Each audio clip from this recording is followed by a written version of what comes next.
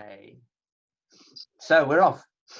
Day 3, 30th of July 2020, and this is EDU101 401, third Zoom. Welcome, folk just joining us. We just started recording. I would like to start where we were finishing yesterday. So if I can share this screen with you, the hidden curriculum, you recall we were talking about that a little. I like that definition of curriculum that you can see there in yellow. It's a definition. I'm not saying it's the best. I'm just saying I like it because it covers such a wide gamut of stuff. But there are many. Now, one thing I want to do before we go back through stuff and go into assignments is I would like to share a document I put up yesterday on your Moodles. Now, question, are you seeing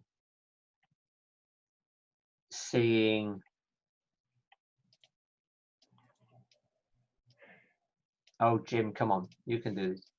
Are you seeing this landscape screen in blue? No. Okay. No. Okay, I will stop sharing and share again, because I don't know a shortcut yet for that. Now you can see that? Yeah. Now, this is on your Moodle sheet, so you can, if the writing is not big enough, you can fiddle with that. So what I want to do for a few minutes, and then I'll love to have your comments and questions. I want to talk to you about the words syllabus, curriculum, programming, lesson plans. And the first thing I want to say, massive underlines, is that when you read stuff across the world, you will find people using these words interchangeably, and they'll be absolutely passionate that their meaning of the word is correct, but it's not. It's just their perspective. And so you've got to know what it is the words are referring to, so that you can then translate in your head. If you start reading something that I thought that was the syllabus. No, they're now talking about the curriculum.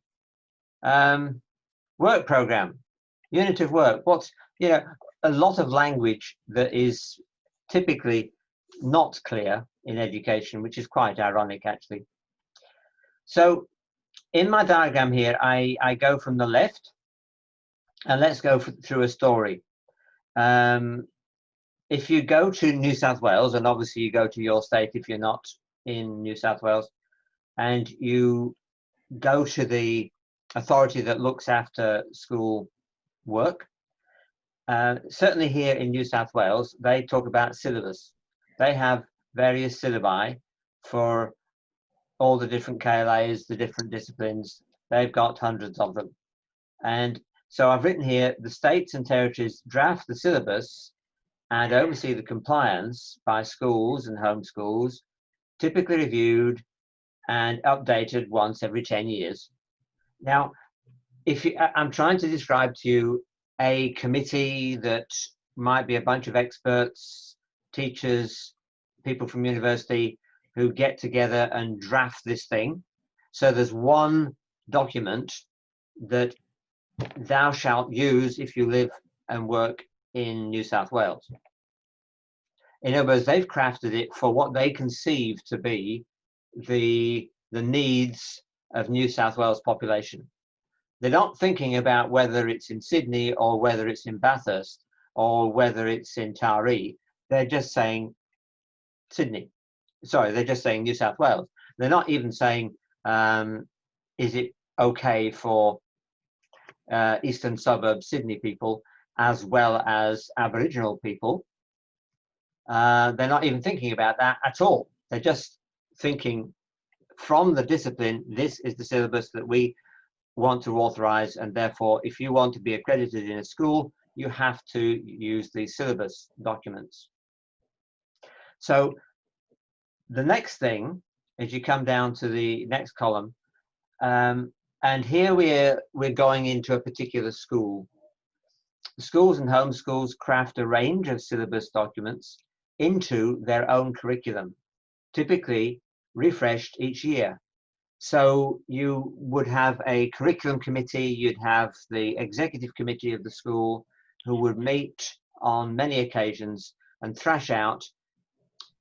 My analogy would be a bit like they would be crafting the recipe for their school. Can we have 2 teaspoonfuls of this one, a truckload of that? Can we have a wheelbarrow of that? And we put it in together and craft our document, which is the school's curriculum.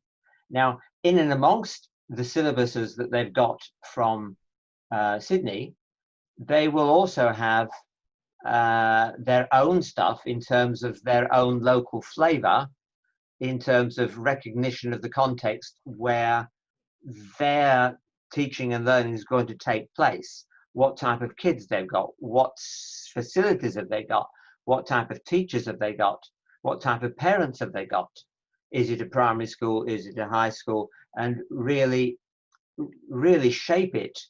And it gets reviewed really very regularly, although the syllabus documents don't. They get reviewed now and again, and I hear this year that there's a big review going on, and I said to myself, because some of the documents have got the date 2006 on them, and I'm thinking, probably about time. And I'm also thinking, I wonder how long it'll take, because to review those syllabus documents will take an awful long time. And it's a huge, huge amount of work. So I hope you're getting this, and I'll ask you in a sec. So there, this is the state, this is the school, and I'm using these terms, syllabus and curriculum, like that. Now, just to throw in some real mud into the water, the national curriculum, Chris, you're muted. Jim, I'm just wondering, we here in Queensland, we hear a lot about the development of a national curriculum. So if you're using syllabus to refer to state and curriculum to refer to school, where does national curriculum fit in? Yeah, you're absolutely where I was going. You're taking the words out of my mouth. Sorry, sir. That's all right. The weirdest thing of all is, even though states, well, I'm talking about New South Wales particularly, always use the word syllabus, but Canberra, when it got the whole narrative of the national curriculum, but I used my understanding of what they've created is it's a syllabus. It's the national syllabus, but they're using the word curriculum, which I suppose differentiates it from the state, and maybe that was the rationale. But I'm using the word curriculum. When I use that term, I'm thinking of the school, the hidden curriculum of the school. What is your curriculum rationale as a teacher? You know, where do you fit in this local context? But yes, the national curriculum is really awkward. They've made another word, which they should have said national syllabus. But the same is true. They haven't considered the local context. They've simply considered the continent of Australia, and therefore they think that this is going to be fine for the whole of the population. Now, moving down. Now, typically schools are crafted into year levels, and you'll have 3 or 4 teachers who are allocated to year 3, or you'll have 3 or 4 teachers allocated to geography in the high school. So that grouping will really get to work on crafting the work program. Now, I usually refer to it as a unit of work. And to me, it's like a bite-sized chunk of the school's curriculum. It's chopping the curriculum into manageable bites, and typically, not always, but typically 10 weeks or maybe 5 weeks, half a term. But typically, let's think of it as 10 weeks. Now, I'm going to say something that other lecturers will have a different perspective on, but my feeling is that a unit of work is not a stack of lesson plans. A lesson plan is for a lesson, and it's particularly focused on the needs of the lesson, whereas the program is looking at a chunk of time for a particular year group or year groups and their needs. And in there you have a beautifully crafted rationale why we're doing it. We have teaching strategies, we have assessment rationale, we have examples of assessment, we have there's the sequence of how we're going to tackle this chunk of the curriculum. It's a high-level topic document, which as trainee teachers you will have to write in every subject except this one. And it's a skill. It's like learning a language. How do you write a unit of work? It's a beautiful exercise. It's a bit like going to the gym. If you're trained to be a teacher, what do? Well, you write units of work. Simple as that. But I'm stressing here that although in this course you're going to be doing it on your own, when you get into schools, typically you're working as a team and you'll each take different bits of the program and you'll put it together in a collaborative way. Finally, you're the teacher in the classroom on Monday morning and it's 9 o'clock and you've got 30 kids in front of you and you need a lesson plan for that sequence of time, that period of time. So this lesson plan talks to the program talks to the lesson plan. But what I love to see in a lesson plan is the lesson chunked in time slots, down the left, down the right, whichever way you want to do it. But you can't just write a lesson plan, well, you could, I guess, as a mind map, a spider's web. Yeah, I guess it could work, but sorry, I'm a bit of a linear thinker, and I definitely like to get students, especially in the training process, thinking, well, how long are we actually going to spend on that exercise? How long are we going to spend on that discussion? And basically, one of the biggest issues is that trainee teachers, stumble over the fact they prepare far too much, and they get to the end of the lesson, and they're going into another class, and they didn't reach their headline. What a blow. So that's why I'm really emphasizing that in the lesson plan, you have time sections, 5 minutes, 10 minutes, or whatever it is you're doing. You write that. If you're going into a school on a practice, of course, your mentor teacher needs to have that the day before minimum, but thrash that out with your mentor. If the tertiary supervisor is coming to watch you, then make sure you give them the lesson plan as they come in. Or if you've made arrangements for them to have it prior, cool. Anyway, enough of my ramblings. I'll stop sharing, but obviously you can see that. I trust you can find it on Moodle. It's just above the PowerPoints. Talk to me about syllabus, curriculum, programming, and lesson plans. Chris, I'm going to pick on you. Chris coming up in Southport. I wouldn't mind being there now if you don't mind. Sydney, I love Sydney, but over the border would be great. Oh, talk to me about all this stuff. What do you think? It makes sense to me. I think the what amuses me a little in this is that the majority of my teaching that I've done has actually been in other countries. So I spent time teaching in Taiwan, in Papua New Guinea, and in Nauru, and these are Yeah, as you say, the terms are incredibly interchangeable. My intention is probably to return to teaching in those small island places, and most of what happens either down by the bay or on the beach or under the mango tree really is lesson planning, because there's not a whole lot of government infrastructure around what is expected or what happens there. So there's a lot of reliance on the teacher to actually figure out what may be done, particularly when you've got maybe 2 or 3 generations from the same family there, all trying to get a bit of a handle on what it is you're talking about. Yeah, well, very fair perspective, Chris, that is.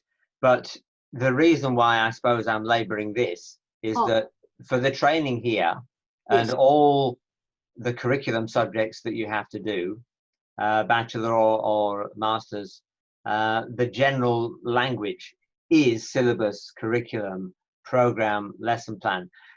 Let me say this though, I do get concerned that I hope you teachers going out there don't come under the weight and burden of, oh, look how much there is to do. How on earth am I going to get through all this? And they ill-treat and they abuse their students because they've got to gallop through all the syllabus. And I'm hoping that I'm modeling for you that I'm not in this week going through everything.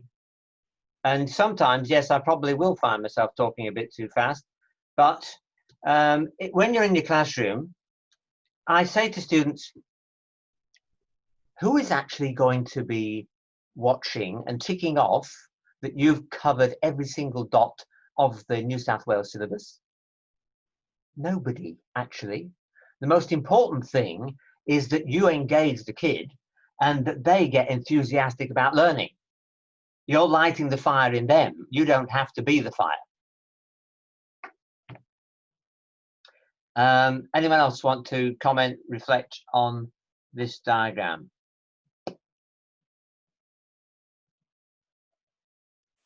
I just have a question, Jim. This is Andrew. I'm in Queensland as well, so the question is, in the assignment, you ask us to refer to the Australian curriculum and the New South Wales curriculum, or syllabus, if you like. Is it okay for us to refer to the Queensland syllabus as well? Instead of New South Wales. I mean, I wouldn't expect you to refer to New South Wales syllabus at all. Right. And no lecturer would.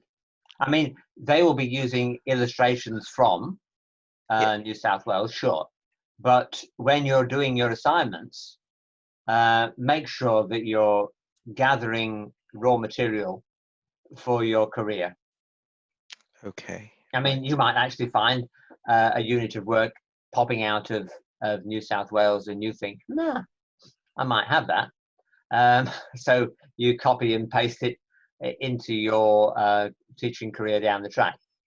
And other of us in New South Wales, we might find stuff in Western Australia that is really pertinent to how we want to teach something.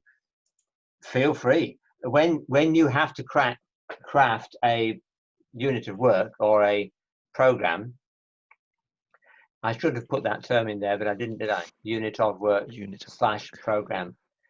When you have to do that, you don't have to write the whole thing from your books and your head and never have written it before.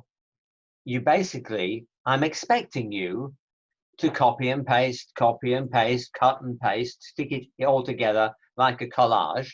That's what you do. And then you reference that. And you will not get done for plagiarism. It's not like an essay where the whole thing has to be you. Whereas when you're doing a unit of work, it is by definition a collection, a collage of material you've found all over the world. Okay? Okay. Yeah, good questions. Thank you. Anyone else? So it's as clear as it's clearer than mud. I hope. Yes. You made it clear. Now Thank it's clear. Thank you, Wendy. Yeah, but I didn't. I think I need to review that and put in their program/unit of work. That's my feedback for myself. Okay, fantastic. On EdInfo, and I am told that you're now all on EdInfo, there is a document called 2012 on programming. Now, I wrote that, as you can gather, in 2012. It is a bit of a cut and paste. It goes through what I've just done in diagrammatic form.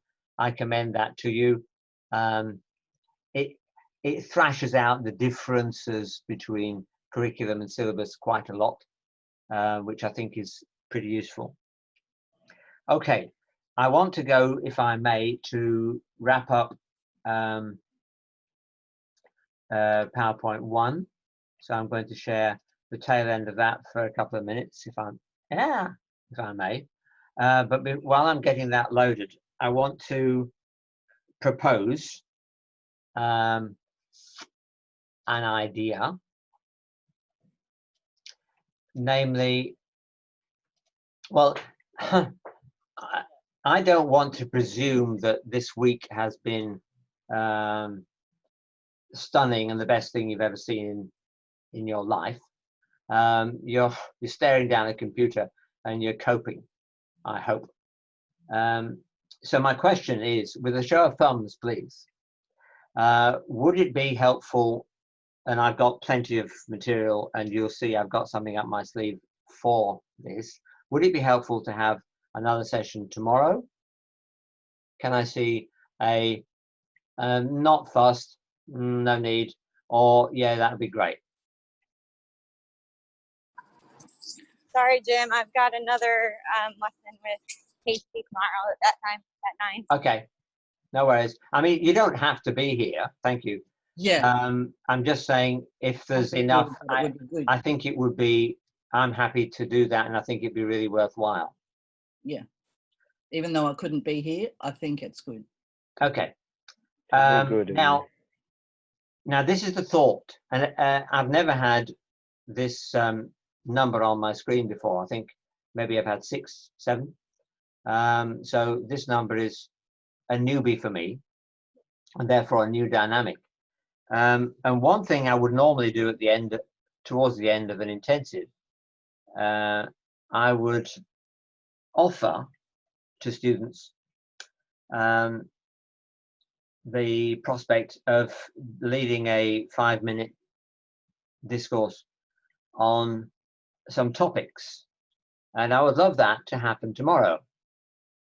So here goes. These are the offers. And so basically we get to that segment of tomorrow, and so this is for those of you who can be here tomorrow. I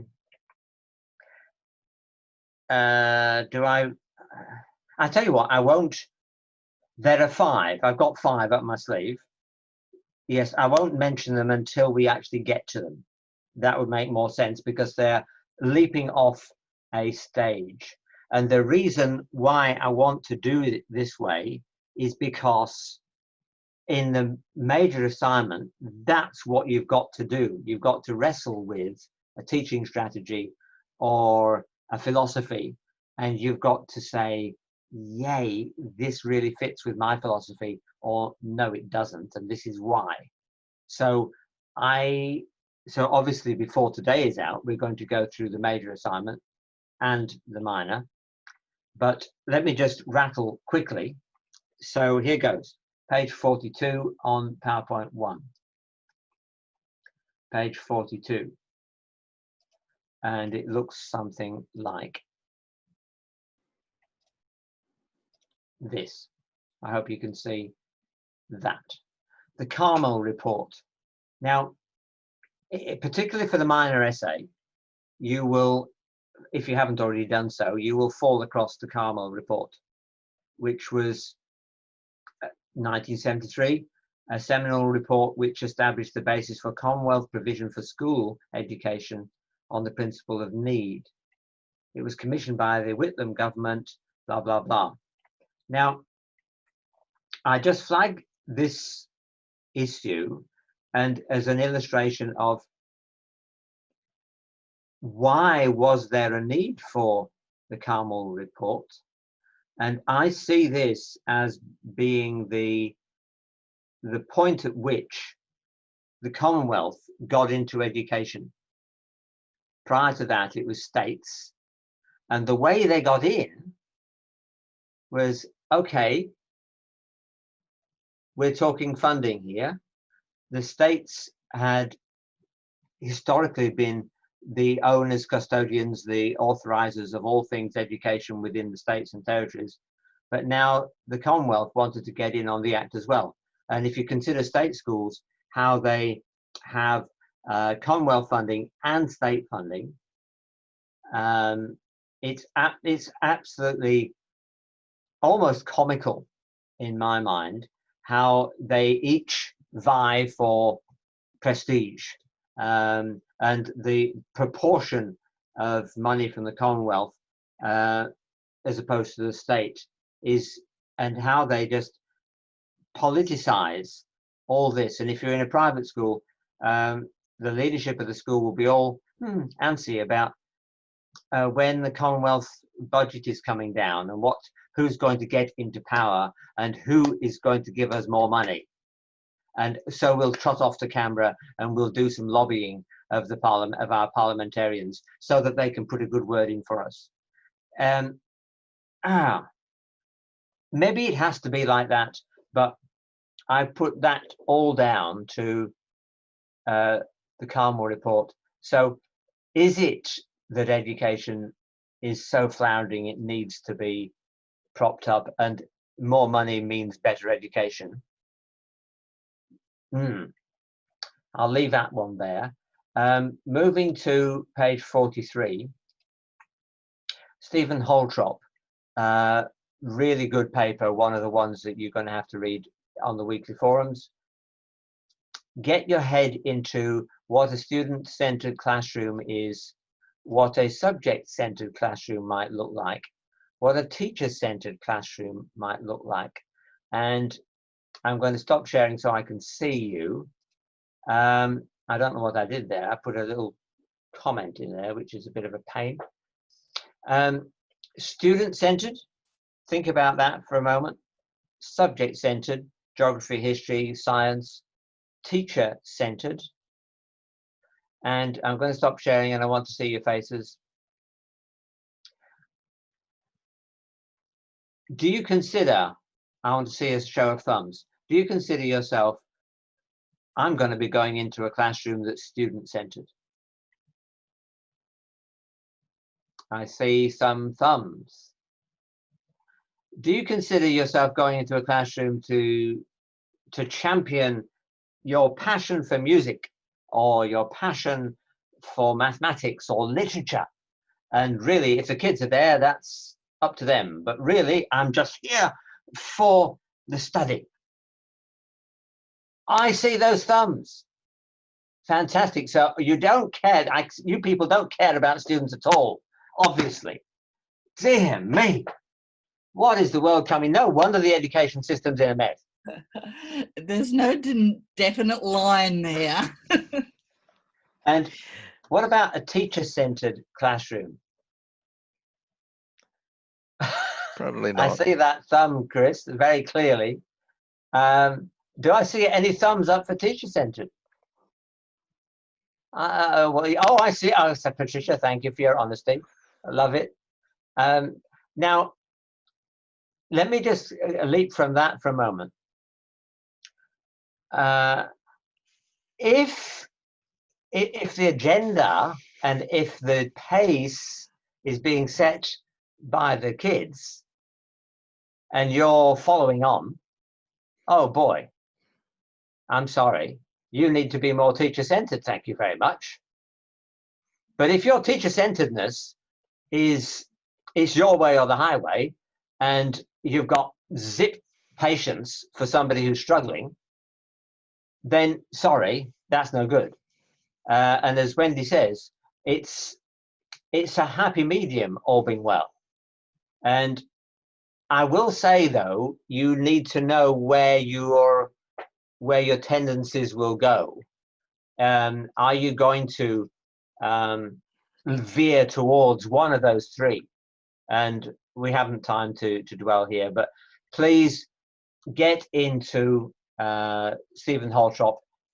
I just, when I read his paper for the first time, it was like revolution for me. And I just want to land on page 44 for a moment. He came up with 3 models of schooling. The sold out to culture frame, whereby he's talking about Christian schools, but the point is you would never know really that it was a Christian school. If I can be, and I can't see your faces at the moment, if I can be sort of a bit cheeky, then the kids might be walking down the street in or out of a uniform, skirts around their middles, and you wouldn't really pick them from a state school or a Christian school. You couldn't know. But on the other hand, they would have a massive social heart, justice heart. That's a type of Christian school that exists, I would propose, and he does. And over on the blue side here, you've got those who are a Christian school that is against the culture, and there you definitely would see the kids walking down the street in blue uniform very often, skirts at their ankles, and hats probably without question, and very clean and tidy and proper. So that's external appearances, but they're running a school that is outside of culture. And Holtrop suggests, why not have a school culture that is a responsibility frame, one which is not either or but both. So I definitely love and respect Holtrop heaps. Sorry, I'm going to pause shortly, but page 46. Outcomes-based education, sometimes called essential learnings, OBE. Now, I was teaching for 20 years in England and never heard of the term outcomes-based education. It didn't cross my path at all. Came to Australia, there it was. Everybody eats and breathes it. It's in their bloodstream. Outcomes-based education. Wow. So there is merit in an outcomes-based approach, absolutely. And I'm not knocking it at all. And there are different types of OBE as indicated down here in yellow. But what I would say to you, please, you can have your work program, you can have your lessons plans that don't all focus on outcomes-based education. My cheeky analogy of outcomes-based education would be this. When you buy something from IKEA, I'm not doing that very often, but just for sake of argument, I suspect there's a list in there of parts, and they're numbered, perhaps. So when you open the box, you check you've got all the parts. Seriously, if that's what outcomes-based education leads to, ticking a box, it takes the energy and the life, I believe, out of teaching and learning. And it doesn't reflect necessarily what needs to be taught, because you've encountered something from your kids that is such a learning experience that you just can't move on till you've conquered it. So the outcomes-based education to me takes back seat. Okie dokie. Now here's the first of, and I'm not going to ask you to volunteer yet, but I'll ask you before we finish. So this is the first of my proposals for tomorrow. Topic number 1, multiple intelligences and learning styles. Page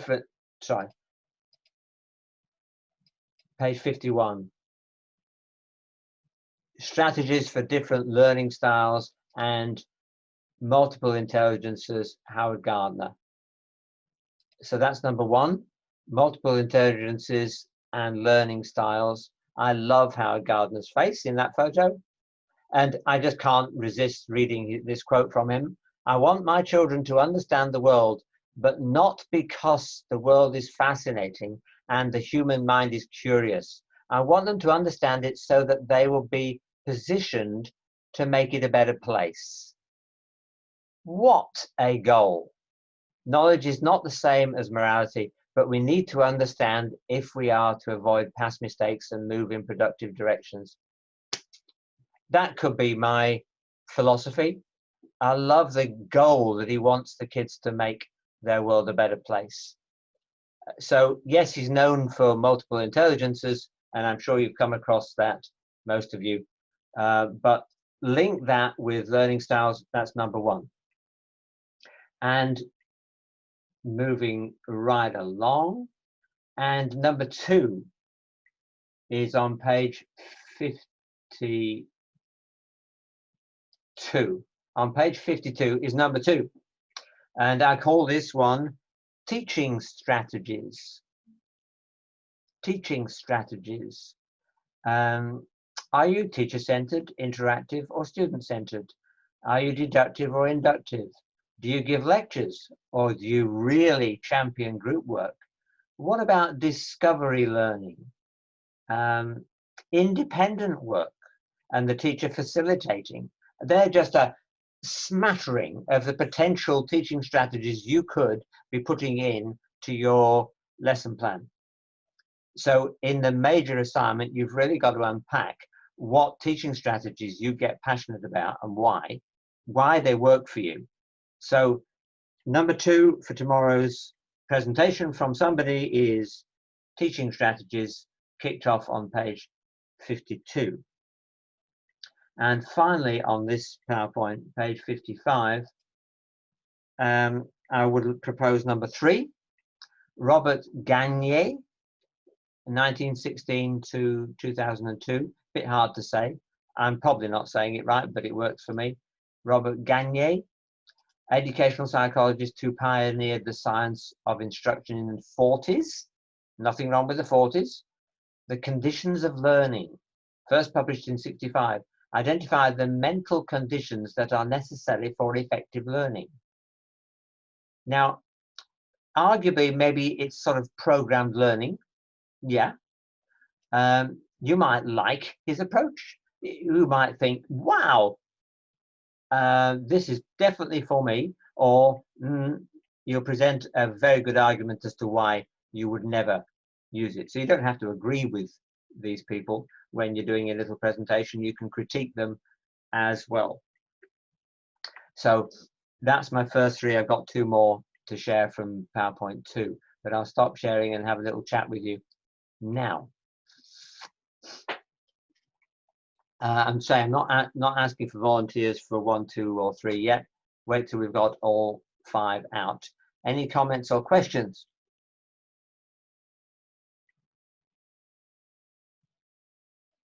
All good? Okay. So I think that means get on with it, Jim. Yeah, thanks, Wendy. Yeah, your expressiveness is absolutely so valuable. Oh dear. Don't save. No, I don't want to save. So PowerPoint 2. Are we sitting comfortably? Here we go. And here we go to share. All right, PowerPoint 2. Now, at the front end of PowerPoint 2, you will come across on page 3, Burrhus F. Skinner, 1904 to 1990. Now, when I was at school, I suppose in biology, I learned about Ivan Pavlov, and you may have come across the term Pavlov's dogs. And, you know, you put something in front of a dog and salivation occurs. You can't stop that. It's simply the stimulus causes a reaction. Another silly illustration, If it's cold, you shiver. You can't control that. That's the way that the body works. Well, Burrhus Skinner and behaviorism, he has a whole philosophy that drives a way of looking at education. Now, oh,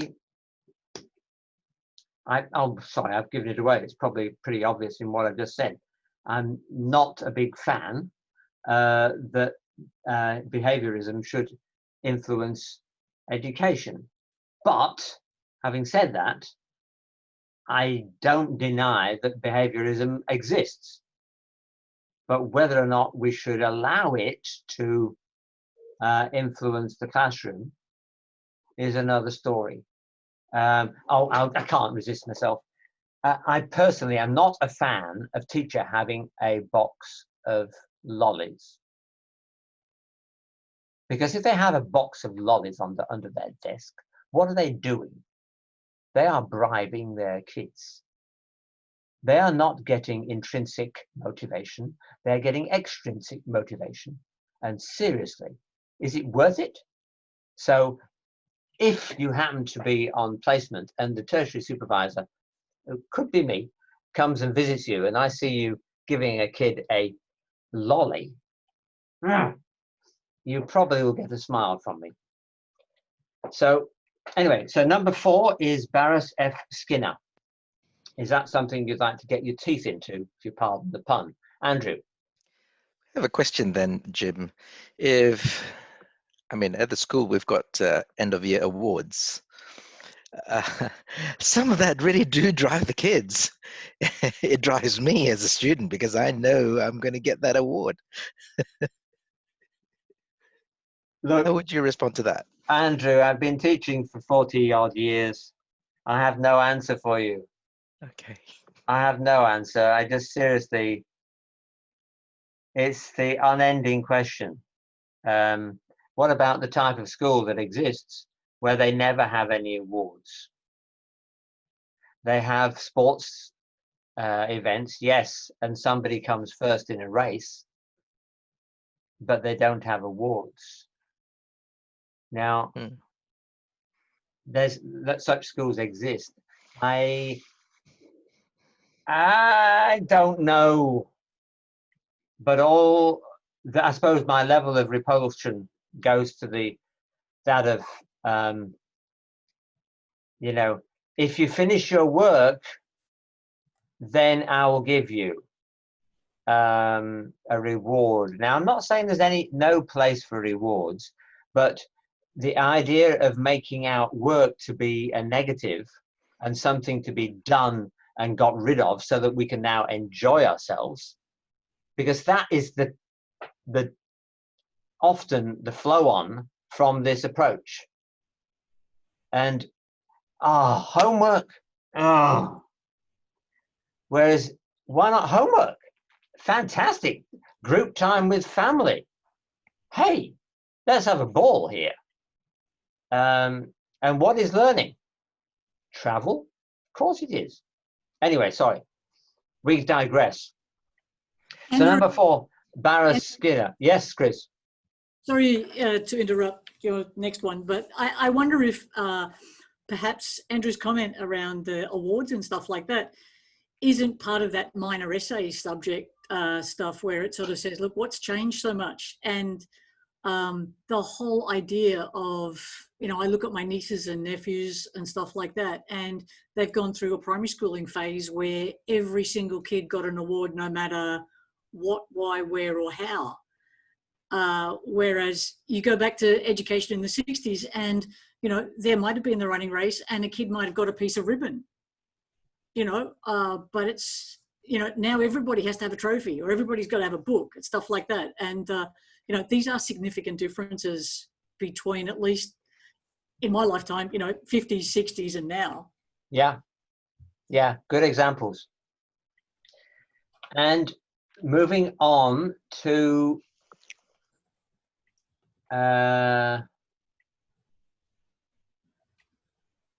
I can't. No, I'm going to page 8. on PowerPoint 2. Now, this is not one of the 5. Transformational learning theory, Mezirow. I just want to spend a few minutes on him because I think his model is really very helpful for our thinking. While indebted to long-standing learning theories, Mezirow was troubled by the lack of attention given to how adults make meaning throughout their lives.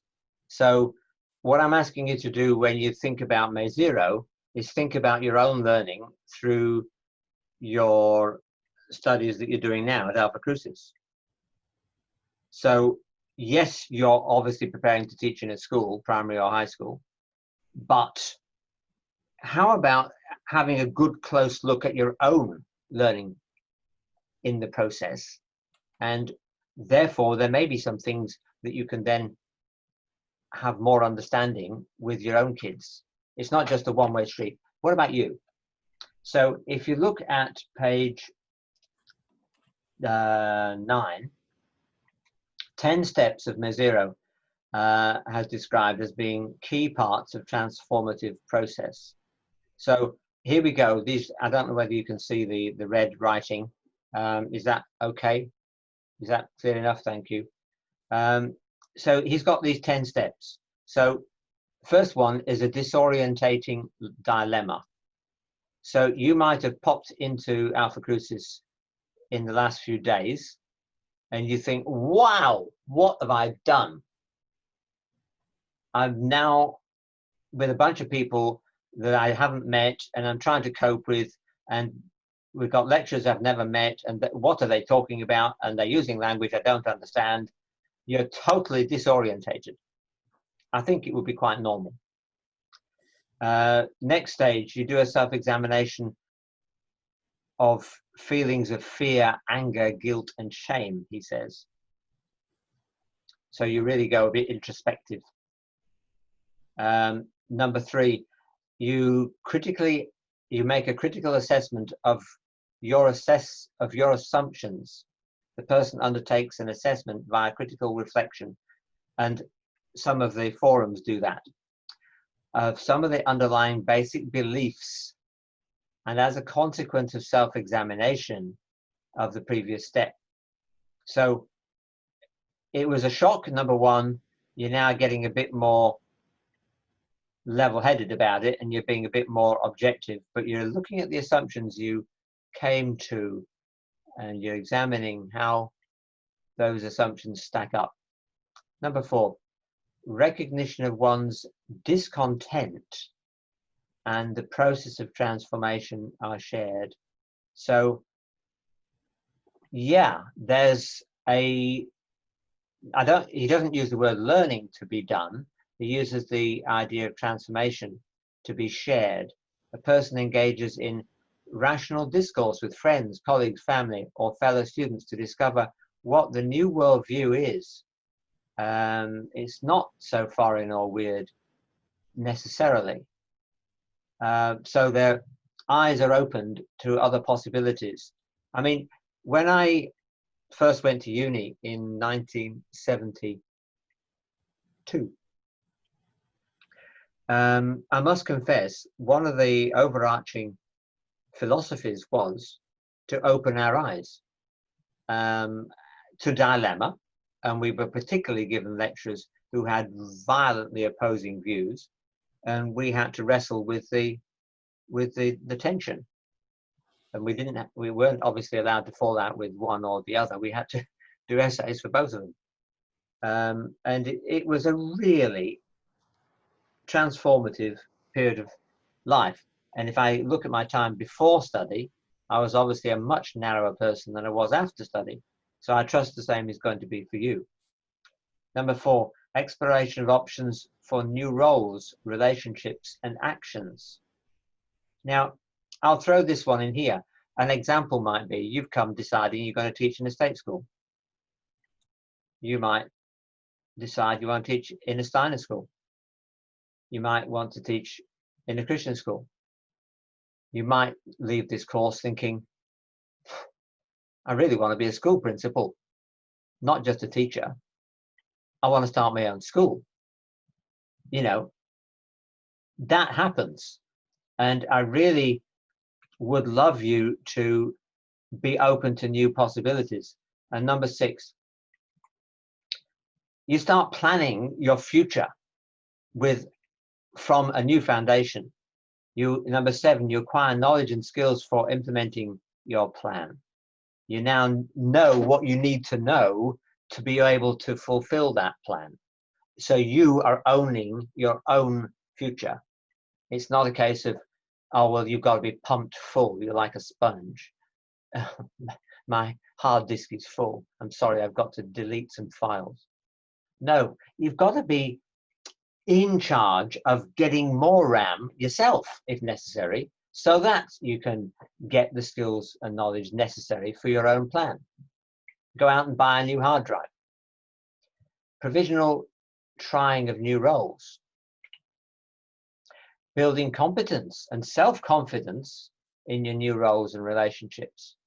And, you know, I'll be honest with you, these last years at Alpha Crucis and watching students start from timid, afraid, am I going to make it, to really humble, teachable, confident teachers.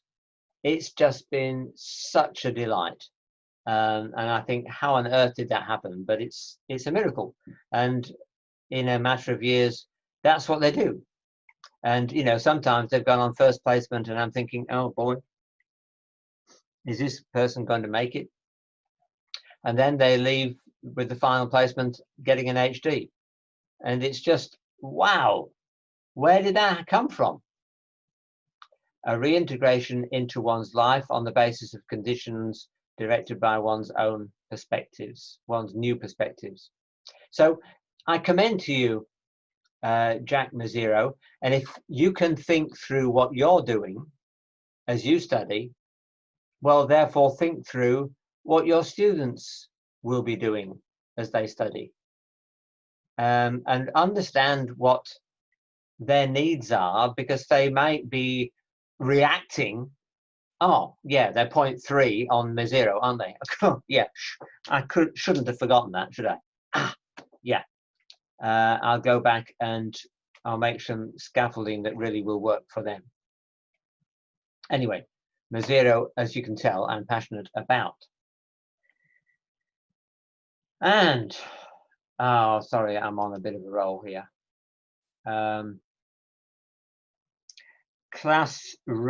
Page 16. Tara Brown, yes, American, very loud she is, but I recommend looking at all the videos you can find about Tara Brown. She talks to teachers or trainee teachers. She's full of great tips and tricks. And I want to, so I'm going to stop sharing at this point and see your thumbs. I want to know how many of you have watched or read Ken Robinson. Why, see one thumb? Ken Robinson. Oh, wow. Oh, Ken Robinson. He's English, lives in California, and comes from Liverpool. I think he sort of grew up in the glow of the Beatles in Liverpool. Got polio, wanted to be a football player, but his legs got in a mess. But seriously, I would argue that he is an educational revolutionary, and I commend to you everything he's written or says. So please get into Ken Robinson wherever you can. He's entertaining, he's inspiring, he's certainly never dull. He does loads and loads of TED Talks. He makes a joke at one point that I think that TED Talks being recorded was for him, that he was created for the very purposes of doing TED Talks, which He does it very, very, very well. Okay, and number 5 on page 28, Lev Semonovich Vygotsky. Can I see a thumb? Oh, yeah, page, I've stopped sharing, haven't I? I'll go back to sharing. Here we go. Lev Semonovich Vygotsky. As you can tell, I believe Russian, 1896 to 1934. I'll be honest, I love his model, his thinking, and many of our students have. I would say maybe up to 50% really have connected with Lev Vygotsky. I particularly love him because he talks about students teaching each other. That's enough, I'll say now. But which is really passionate to see. And you know what they say, if you can teach somebody else something, then you've learnt it. Whereas if you struggle to teach somebody else, you haven't. It's still in the formative stage within you. So they are my 5. I'll repeat them. Multiple intelligences and learning styles. Number 2, teaching strategies.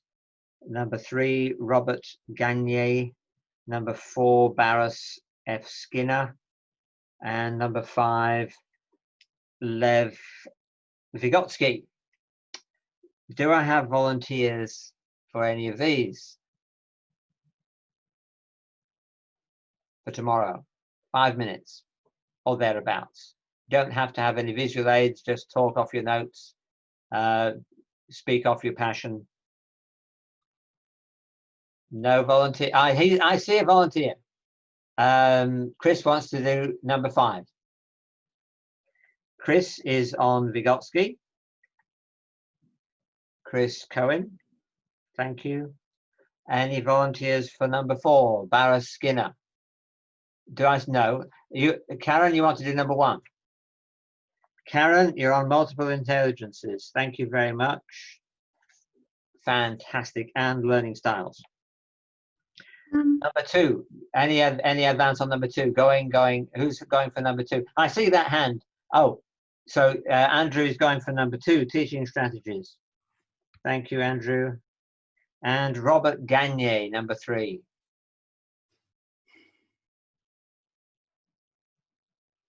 Do I have to nominate? Let's go for number 4. Number 4 might be more accessible. Anyone going for number 4? Okay, Wendy. Thank you. I'm not here tomorrow. You're not here tomorrow. I have a class. Shucks. Who's here tomorrow? Yeah, you are. Yeah. Ah, Eliza, we haven't got you yet. Come on. You do as a Skinner, can you? Thank you very much, Eliza. And we've got Robert Gagne, died in 2002. Who's here tomorrow? Sujata. Yes? Sorry, I won't be in tomorrow. Not in tomorrow? Yeah. Emily, are you in tomorrow? Smile means yes. Yes. Thank you. Thank you, Emily. Which one was it? Number 3, Robert Gagne. Look, what we've just done is a typical what you have to do in class, okay? So there you go. So it's that's life. But it'll be really entertaining, I'm sure. And it'll be really, really good for you to have a go at doing that. Okay. Oh, man, look at the time. Are you okay to go for another 15? Yeah? Okay. All right. This is ridiculous. Jim got too excited. Assignments time. So going back to the minor, and I'll share that again. The minor. See, examine, it's an examination, it's a close argued essay. If you find yourself describing what happened, I can read Hedley Bear's essay or other books. So try to avoid being a historical list. And the focus is you're looking at the change of attitudes. Now, if you're ending up with an essay that's all about sociology and doesn't particularly land in the classroom, that might be problematic. I will encourage you, it might help some of you to go and interview older family members who remember intimately maybe the late 40s, 50s. Don't go into pre-war. You'll get a rude comment in the margin from me. So it's post-World War II. You see, we mentioned before, it's nice for you to use these examples, 1, 2, 3, or 4, but I'm not going to hold you to it. What I should do now is have a little wander and look at the rubric. So Jim's finger crossing that it's there. Can you see the subject outline? I've just opened it. No. Yes, you can. Yes. Okay, thank you. So if you go right to the end of that, you'll see these rubrics. So the crucial thing is that these criteria and the weighting in the second column are basically what I work on. So do you demonstrate that you understand change and the impact on ethics, professionals' role, legislative organization? Do you understand change? So that's where you get most of your marks. Have some reference to syllabus, curricula, New South Wales curricula, or whatever, because that is a reflection surely of the change or some of the changes. So you can't just gloss over and don't mention any teaching curriculum in schools. And number 3 is an interesting one, evidence of analysis and synthesis. So that's the deeper pulling apart of an argument and putting together a rationale for why you believe what you believe in terms of a synthesis. And there you've got to read some literature. Please don't go to websites. If you can avoid it, go to peer-reviewed journals. And 10% for getting the APA 6 right, setting it out right, having cover sheet properly, page numbered, etc., etc., etc., as per the Education Students Handbook. Another thing you can do is look down these APSTs on the right and read what they say, and they'll give you a further insight into what this criteria might be meaning. And you'll notice that the first one is all about number 7, 7.1, 2, 3, and 4. And this criteria is all about 2.1, and so on. So I'll just shush for a sec and take any questions on the minor before I go into the major. Do you have any particular resources that would be helpful I apart from the book? I haven't mentioned it yet, but you've got to get into the library online resources, EBSCO host, yeah, and get yourself around that. In 105 and 405, you'll be given a heads up on all that stuff. For this essay, I would be, if you happen to have 2/3 of a page, I'm not saying how many because I'm not that fussed. If you had 2/3 of a page of references, that's the sort of number you should be looking for. It is a research essay. You can't do it off the top of your head. And my thinking is what you'll do is you'll do some research, get some rationale going in your head. Okay, am I going to wrap this all around the revolution of the 60s and the invention of the contraceptive pill? If you're going to wrap it around that, then that drives your research. So you then trot off and find evidence from research about that. If you're going on some other tack, the secularization of society, the diminishing impact of the church, or whatever. The shift from the village raises the child to the striving for perfection and capitalism, that drives where you go and research.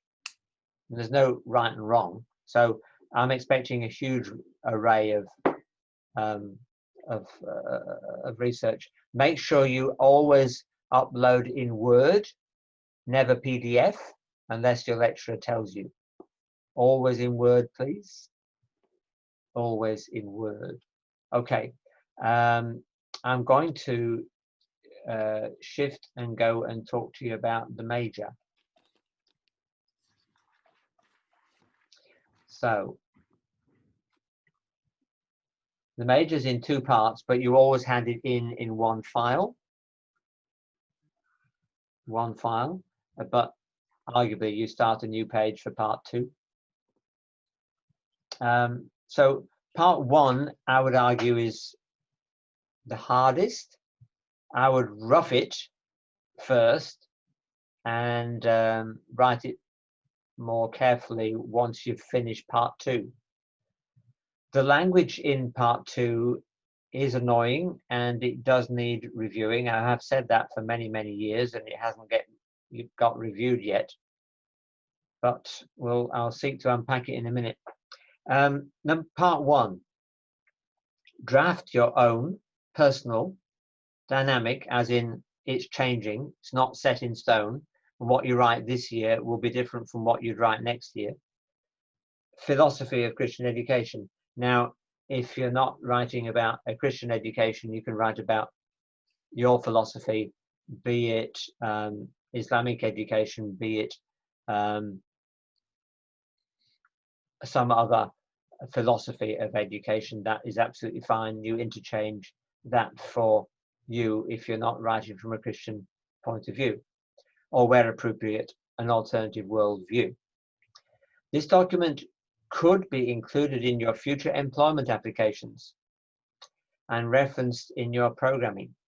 So regard it as a bit of a vision statement, if you like, for your life. As a teacher, you should justify your position from the literature using appropriate references and not bibliography. I'd rather you use references. I don't want to see bibliographies at the end of essays, please. And you should specify the educational context for which your work has been prepared. So you've got to think, okay, and this is right at the end of this term, so we've got a few weeks. Where am I going to be imagining myself teaching? And why am I going to teach that way? I like to say that this first part is a bit like a manifesto. It's a very carefully drafted, concise piece of writing. You can use the first person singular, of course, but I wouldn't put it in every sentence. But it is from the first person because it's very personal. And you can have dot points and just phrases to get the ideas out. It says some reference to literature. I would expect maybe 2 key texts that you want to reference. In mine, which is an example on Moodle, you'll see I reference Holtrop, I think, and the Bible. So not many. Make sure it's anchored in a classroom and not so faith-based that it is, 10 meters above the heads of kids, get it into the classroom, Monday morning, and it's been raining, and the kids are grotty, let it be real and not so hypothetical that it is no earthly use. Then the second part is a lot more careful, I guess. Draft your own pedagogical approach, as in it's an amplification, if you like, of your philosophy. Discuss the teaching and learning methodologies. Now, this is where the language of the question gets a bit obtuse. Teaching and learning methodologies, their supporting pedagogies, assessment and reporting approaches, the importance of keeping accurate records, reliable records, behavior management styles, feedback strategies that you prefer, and explain and explain why you've rejected alternative approaches. So that huge, long, cumbersome sentence is basically saying, what philosophies and strategies do you like and why? And what do you not like and why? So don't get hung up on all this terminology, methodologies and approaches and strategies and all that stuff. It would be good to have some punch in terms of behavior management. What is your approach to behavior management? It would be good to have some reference to assessment and feedback. It would be good to have some reference to teaching strategies, as in, are you going to be upfront teacher? Are you going to be a group work? Are you going to be discovery learning, etc., etc., etc. I would encourage you not to necessarily try and cover everything. You won't. It would be far better to do a little well and in detail than try and cover all you can find. But on the other hand, I don't want you to use that as an excuse for not reading widely. Those 10 readings will give you a good leg up in terms of the scope. But maybe you have 3 approaches that you love and 2 that you hate. That would be absolutely fantastic. And the referencing for here, you see, I don't like the term bibliography, but you know what bibliography is, don't you? It's books you've read but you haven't necessarily referenced, whereas references are what you've referenced. And if there's a reference in your text, then there's a reference at the end. And that's what I'd love you to get into, please, and not bibliographies. To me, bibliographies is an excuse for being vague. So at the end, just write a list of the texts that you actually have used? References, yes. Okay, cool. Yes. And, use some crib sheet like this in terms of APA 6, or if you want to have a go at APA 7, work out on that. But I don't, take a mark off for every single full stop that you miss. But on the other hand, if you had references that didn't indent second and subsequent lines, yeah, I'd make a comment. Yeah, get your APA 6 or 7 sorted out. Anyway, I'll stop sharing and ask you for some questions, please.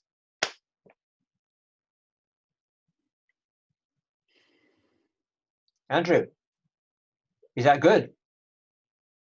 So good. Okay, we're all good. Ooh. Do we talk in first person? Certainly in the first part, that's obvious. In the second, yes. I say yes hesitantly. It's got to be professional, so it's not a chitty-chatty type of thing with I in every sentence and paragraph. But you can try to be objective about what you're critiquing.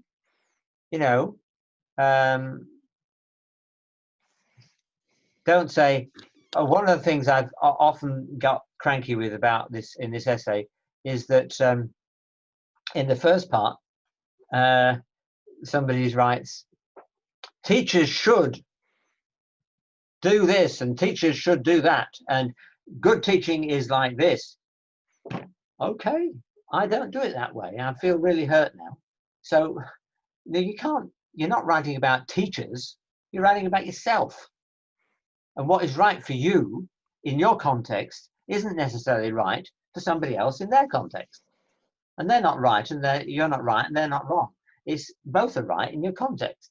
So yes, first person singular, but try and be objective and analytical about the different approaches in part 2. Okay, does that help? Yeah. Good. Anyone else on the major? Or I put some notes up on the forums. Biggest danger, I think, is people writing too much. My approach would be read the paper quickly, get a gist, and then go back over it and land on bits that you really want to reflect on. And you don't have to write about everything. It's not a case of summarizing the whole thing. Some are very long. Just write a reflection that has impacted you on some of it. And if you want to respond to other people, there's no harm. I'm not going to be counting words, even if your response might be a sentence. Cool. You don't have to write another essay. But responding to each other would be great. And occasionally, I'll be honest, I will dip in and throw my hat in the ring about somebody's comments. But sometimes I won't. And the marking of it, for masters, I think it's 10%, and for bachelors, it's 20. It's a funny, I have a funny marking rationale. Let me say, if you've engaged with the texts and with each other, that's what I'm after. And you'll get, for this one, you'll get very high marks. Typically there, I can't give myself, can't give a 10 to people.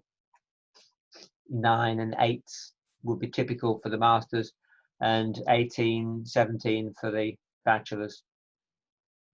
Okay, so it's not a big deal. It's a case of just doing it, and I think you'll enjoy it. Okay, till tomorrow. Yep. Oh, no. Okay, see you then. Thank you. Thank you. Okay.